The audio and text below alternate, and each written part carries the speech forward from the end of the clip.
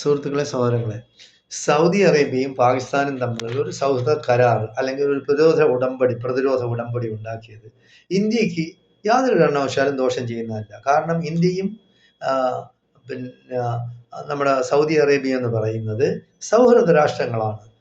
അവർ തമ്മിൽ പിന്നെ പ്രതിരോധ ഉടമ്പടിയോ അങ്ങനെയുള്ള ഉടമ്പടിയോ ഒന്നും ഉണ്ടാക്കിയിട്ടില്ലെങ്കിലും സൗഹൃദം പങ്കിട്ട് നല്ലതുപോലെ സന്തോഷമായിട്ട് പിന്നെ പരസ്പരം സഹകരിച്ച് കഴിയുന്ന രാജ്യങ്ങളാണ്. പിന്നെ നമ്മുടെ പ്രധാനമന്ത്രിയായ നരേന്ദ്രമോദി എന്തോ ആയിക്കൊണ്ട് പോട്ട്, അയാളെ വിദേശകാര്യമൊന്നും ശരിയല്ലെങ്കിൽ പോലും പിന്നെ എവിടെ ഇസ്രായേലിന്റെ കൂടെ നിൽക്കും, ബാക്കിയുള്ള മുസ്ലിം രാജ്യങ്ങളെ കൂടെ നിൽക്കും. പിന്നെ ഇസ്രായേലികൾക്ക് ആയുധം കൊടുക്കും, പിന്നെ പലസ്തീനികൾക്ക് ആഹാരം കൊടുക്കും. അങ്ങനെ ചെയ്യുന്ന ആളാണ് പിന്നെ ഈ നമ്മുടെ നരേന്ദ്രമോദി എന്ന് പറയുന്നത്. വിശ്വസിക്കാൻ കൊള്ളൂല നമ്മുടെ പ്രൈം മിനിസ്റ്റർ. എന്നിരുന്നാലും ശരി, നമുക്ക് ഇന്ത്യക്ക് യാതൊരു കാരണവശാലും പിന്നെ പാകിസ്ഥാനും സൗദി അറേബ്യയും തമ്മിലുള്ള ഉടമ്പടിയൊന്നും നമുക്ക് യാതൊരു കാരണവശാലും അത് ബാധകമല്ല. നമുക്കത് യാതൊരു കാരണവശാലും ഭീഷണിയല്ല. അത് മനസ്സിലാക്കാൻ ഇവിടെയുള്ള നമ്മുടെ ഇന്ത്യയിലുള്ള സംഘികളും പിന്നെ ക്രിസംഖികളും പിന്നെ അറിഞ്ഞു വെക്കുന്നത് നല്ലതാണ്. കാരണം അനാവശ്യ കാര്യങ്ങളിൽ സൗദി അറേബ്യയെ വലിച്ചിഴക്കരുത്. അവരെ വിമർശിക്കാനും വരണ്ട. ഞങ്ങളെപ്പോലുള്ള ലക്ഷക്കണക്കിന് ജനങ്ങൾ ഇവിടെ സൗദി അറേബ്യയിലാണ് ജീവിക്കുന്നത്. ഞങ്ങൾക്ക് ഇവിടെ യാതൊരു കുഴപ്പമില്ല. ഇന്ത്യക്കാർക്ക് വിലയും നിലയൊക്കെ ഉണ്ട്, പ്രത്യേകിച്ച് മലയാളികൾക്ക്. അപ്പൊ അതുകൊണ്ട് അനാവശ്യ കാര്യങ്ങൾ പല്ലി കുത്തി മണപ്പിക്കരുത് എന്നാണ് എനിക്ക് പറയാനുള്ളത്. ചില ചാനലിനടുത്ത് പറയാനുള്ളതാണ്.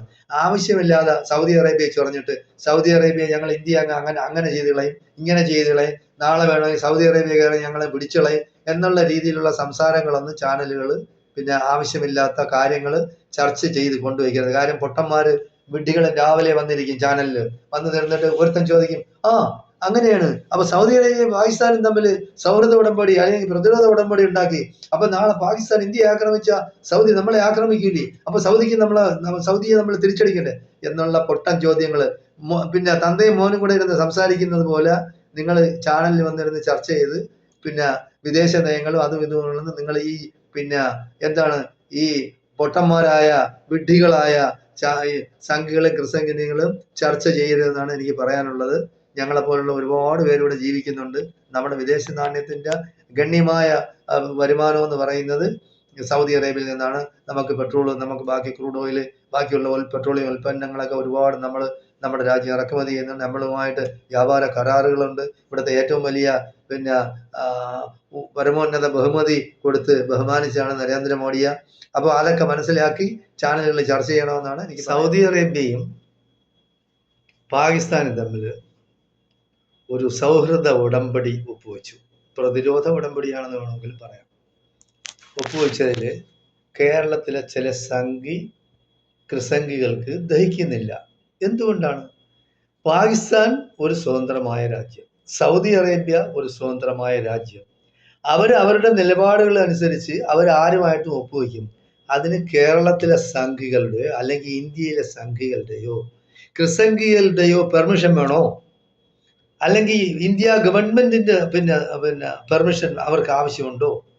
ചെറ്റത്തരം പറയുന്നതിന്, അതായത് സൗദി അറേബ്യ അതിന്റെ ചരിത്രത്തിലെ ഏറ്റവും വലിയ ചെറ്റത്തരം ചെയ്തു എന്നും പറഞ്ഞ് ഫസൽ കാരാട്ട്, അവൻ ആരുടെ മകനാണ് അല്ലെങ്കിൽ അവന്റെ തന്ത ആരാണ് എന്ന് നമുക്ക് അറിഞ്ഞുകൂടാ. അവൻ എഴുതിയിരിക്കുന്ന ഫസൽ കാരാട്ട് എന്നാണ് എഴുതിയിരിക്കുന്നത്. അവൻ കുറെ നാള് കൊണ്ട് സംഖ്യക്ക് വേണ്ടി പണി ചെയ്യുന്നുണ്ട്.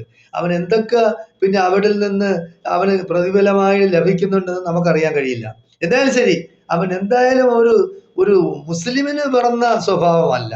അവൻ മിക്കവാറും ഏതെങ്കിലും ഒരു ക്രിസംഖിക്ക് ഉള്ള സന്താനമായിട്ട് നമുക്ക് കണക്കാക്കാം. സാധാരണ ഒരു മനുഷ്യനാണെങ്കിൽ പറയുമ്പോഴത്തേക്ക് നമുക്ക് മനസ്സിലാവുമല്ലോ അവൻ ഇന്ന ആളായിരിക്കുമെന്ന്.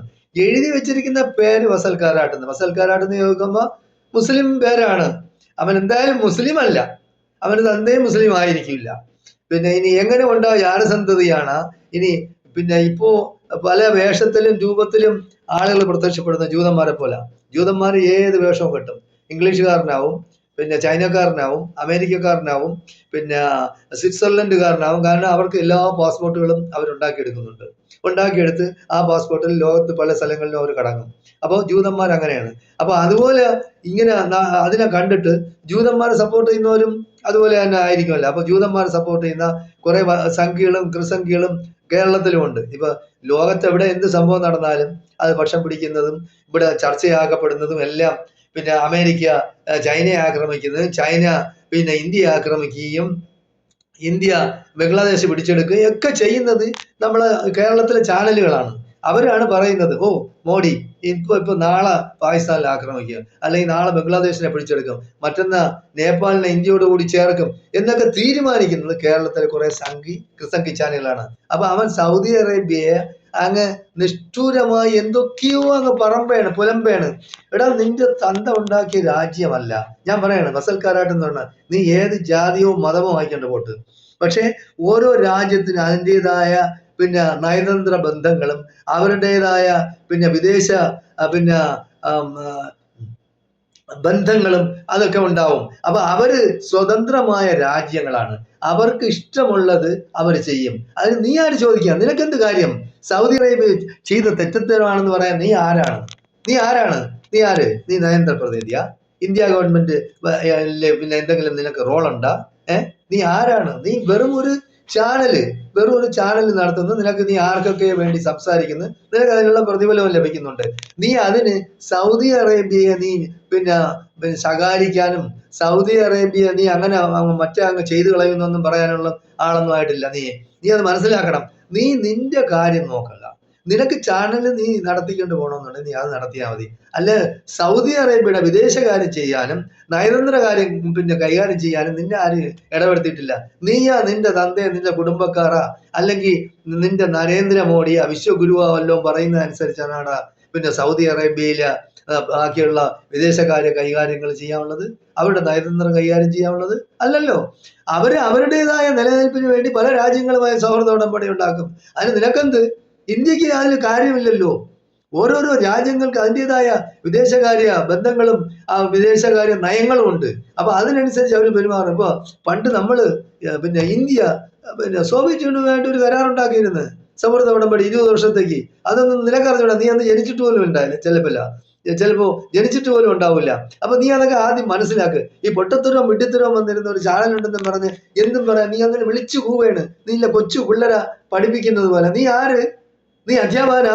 നിനക്ക് വല്ല വിവരം ഉണ്ടാ? വിവരം ഉണ്ടെങ്കിൽ നീ ആദ്യം വിവരം പഠിക്കും, വിഡ്ഢിത്തരം പറയരുത്. അതായത് ഓരോ രാജ്യത്തിനും പരമാധികാര രാഷ്ട്രങ്ങളാണ്. പാകിസ്ഥാൻ ആയിരുന്നാലും പിന്നെ സൗദി അറേബ്യ ആയിരുന്നാലും ബംഗ്ലാദേശ് ആയിരുന്നാലും ഇന്ത്യ ആയിരുന്നാലും പിന്നെ ബാക്കിയുള്ള ഏത് രാജ്യങ്ങളായിരുന്നാലും ശരി, അവരവർക്ക് അവരവരുടേതായ നയങ്ങൾ കാണും.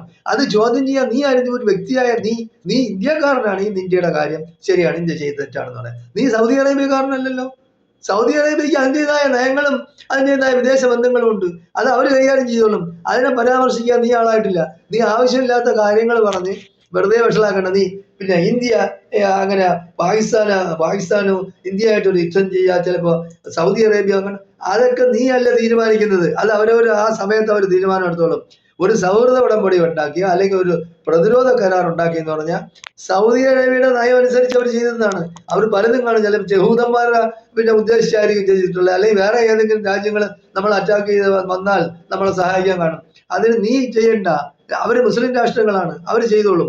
നീ മുസ്ലിമാണോ ഹിന്ദുവാണോ ക്രിസ്ത്യാനിയാണെന്ന് നീ ആദ്യം വ്യക്തമാക്കുക. ആദ്യം നീ ഏത് ജാതിക്കാരനാണെന്ന് എന്നിട്ട് പറ. ഇപ്പൊ ജാതിക്കാരനാണെന്ന് വ്യക്തമാക്കാൻ നിനക്ക് എന്താ ഭയം? എന്ത്? നീ ഒരു പേര് മാത്രം ഉണ്ടായിട്ട് കാര്യമില്ലല്ലോ. നിന്റെ തന്ത ആരാണ്? നീ എവിടെയാണ് ജനിച്ചത്? നീ എവിടെയാണ് ജീവിക്കുന്നത്? നിന്റെ തന്ത പിന്നെ ഇന്നാരാണ്? അതെ, നിന്റെ തള്ളക്ക് ആര് സന്തതി ഉണ്ടായതാണോ? നിനക്ക് തന്ത ഇല്ലാത്തവനാണ് എന്നൊന്നും ഇപ്പൊ നീ ഒരു ചാനലിനെടുത്തെന്ന് പറഞ്ഞ് നിന്റെ ബാക്കിൽ ഒന്നും അന്വേഷിക്കേണ്ട കാര്യമൊന്നും എനിക്കില്ല. നീ ഇത് ഇങ്ങനെ പറഞ്ഞതുകൊണ്ട് ഞാൻ നിനക്ക് മറുപടി വിടുന്നതാണ്. അപ്പൊ നീ മനസ്സിലാക്കാനുള്ളത്, ഓരോ രാജ്യത്തിനും പരമാധികാര രാജ്യങ്ങളാണ്. ആ രാജ്യത്തിന്റെ നയം തീരുമാനിക്കുന്ന നീയല്ല. നീ വെറും ഒരു വ്യക്തിയാണ്. ഇന്ത്യയിലെ ഒരു കൃമിയാണ് നീ. അപ്പോ ആ കൃമിയായ നീ ഒരു രാജ്യത്തിന്റെ പരമാധികാരത്തെ ചോദ്യം ചെയ്യാൻ നിനക്ക് യാതൊരു അവകാശമില്ല. നീ ഇന്ത്യ മഹാരാജ്യത്ത് ജീവിക്കുന്നെങ്കിൽ നീ അവിടുത്തെ രാജ്യത്തെ കാര്യം നിനക്ക് വേണോ ചോദിക്കാം. ഇന്ത്യയിൽ എന്തെല്ലാം തെമ്മാടിത്തരം കാണിക്കുന്നു. ഈ സംഘി ഗവൺമെന്റ് വന്നിട്ട് ജനാധിപത്യമാണെന്ന് പറഞ്ഞിട്ട് പിന്നെ മെജോറിറ്റി അനുസരിച്ച് എന്ത് ചെയ്യാന്ന് പറഞ്ഞ് എന്തെല്ലാം വൃത്തികേടുകൾ കാണിക്കുന്നു. നീ അതിനെ വല്ലതും ചോദ്യം ചെയ്തിട്ടുണ്ടാ? എടാ തെമ്മാടി, നീ ആദ്യം മനസ്സിലാക്കാനുള്ളത്, പിന്നെ പാകിസ്ഥാനിൽ നിന്ന് ബംഗ്ലാദേശിൽ നിന്ന് പിന്നെ അഫ്ഗാനിസ്ഥാനിൽ നിന്ന് വരുന്ന ആരെയും ഇന്ത്യ പാസ്പോർട്ട് കൊടുത്ത് സ്വീകരിക്കും. മുസ്ലിങ്ങളെ സ്വീകരിക്കില്ല. നിനക്കതറിയാമോ? എന്തുകൊണ്ട് സ്വീകരിക്കില്ല? അതുകൂടെ പറ.